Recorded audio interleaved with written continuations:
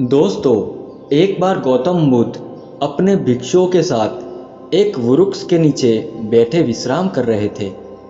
उस वृक्ष की छांव में बुद्ध अपने भिक्षुओं की जिज्ञासा दूर कर रहे थे। बुद्ध के सभी भिक्षुओं एक एक करके प्रश्न पूछ रहे थे और गौतम बुद्ध उनके प्रश्नों के उत्तर दे रहे थे। बुद्ध के उन भिक्षुओं में कुछ भिक्षु ऐसे भी थे जो कुछ समय पहले ही संघ में जुड़े थे, जिसके कारण अभी उनके भीतर वह समझ पैदा नहीं हुई थी जो गौतम बुद्ध के प्रवचनों को समझ सके। गर्मियों का समय था, सूरज अपने चरम पर था और चारों तरफ धूप ही धूप थी। लेकिन उस वृक्ष के कारण गौतम बुद्ध और उनके सभी भिक्षु आराम से छांव में बैठे हुए थे। इतने में ही गौतम बुद्ध के एक भिक्षु की नज़र एक बूढ़े व्यक्ति पर पड़ती है जो उस वृक्ष के पास से ही गुजर रहा था। वह भिक्षु उस बूढ़े व्यक्ति को देखकर अचानक से ही हंसने लगा। उस बूढ़े व्यक्ति की उम्र बहुत ज़्यादा हो गई थी, जिसके कारण उसकी कमर मुड़ गई थी। उस बूढ़े व्यक्ति के हाथ में एक डंडा था, जिसका सहारा लेकर वो बूढ़ा व्यक्ति अपनी मंजिल तक पहुंचने का प्रयास कर रहा था। उस बूढ़े व्यक्ति का शरीर केवल हड्डियों का ढांचा मात्र था।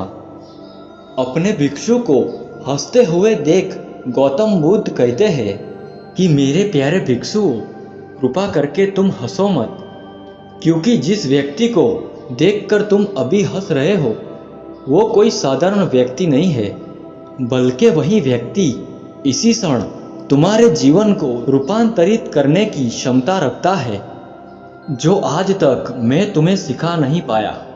वह ये बूढ़ा व्यक्ति तुम्हें सिखा सकता है। इसके द्वारा दी गई सीख को बेकार ना करो।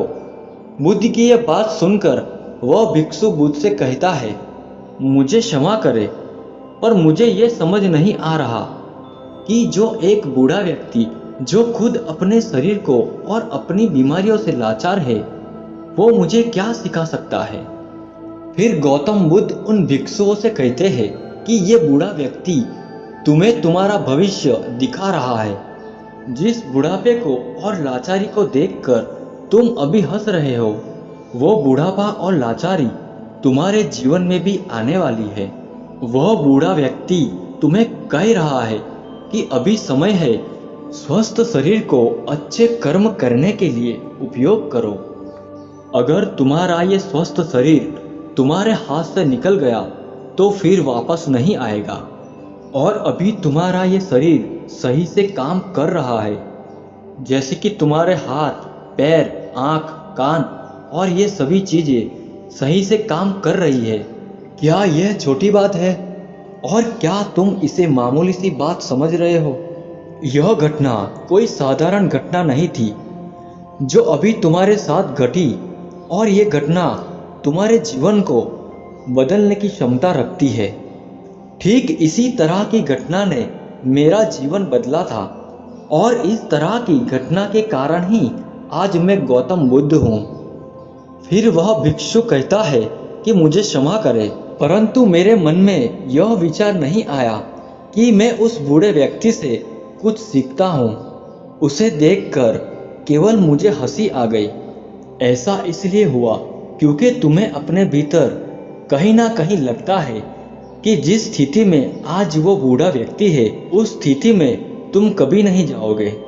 जिस बुढ़ापे का और लाचारी का सामना आज वो बूढ़ा व्यक्ति कर रहा है, तुम्हें लगता है कि उसका सामना तुम कभी नहीं करोगे, इसलिए तुम उस बूढ़े व्यक्ति को देखकर हंस पाए। तुमने सच्चाई को नज़रअंदाज किया। अगर तुम सच्चाई को देख लेते तो चाहकर भी अपनी आंखों से आंसुओं को रोक नहीं पाते, परंतु तुमने सत्य को अनदेखा कर दिया और तुम बहुत बड़ी संभावना से चूक गए। गौतम बुद्ध की ये बात सुनकर वो भिक्षु गौतम बुद्ध से क्षमा मांगता है और ये निश्चय करता है कि वह अपने स्वास्थ्य का उपयोग अपने अहंकार को बढ़ाने में नहीं, बल्कि परम सत्य को पाने में करेगा। दोस्तों, इस वीडियो को आप देख रहे हो हो सकता है आप किसी परेशानी में हो, लेकिन फिर भी एक बात को हमेशा ध्यान में रखना कि जब तक आपका स्वास्थ्य ठीक है तब तक आप किसी भी बड़ी से बड़ी समस्या से बाहर आ सकते हो। इसीलिए गौतम बुद्ध ने कहा है, हमारा स्वास्थ्य हमारा सबसे बड़ा उपहार है जो हमें इस सृष्टि से मिला है, इसलिए इसका उपयोग सही से करें। दोस्तों, वीडियो आपको कैसा लगा कमेंट में अपनी राय जरूर दें। वीडियो अच्छा लगा तो वीडियो को लाइक करें और चैनल को सब्सक्राइब करें और साथ ही बेल आइकॉन भी प्रेस करें ताकि आने वाले वीडियो की नोटिफिकेशन आप तक पहुंच जाए। आज के लिए इतना ही, मिलते हैं अगले वीडियो में, तब तक के लिए धन्यवाद।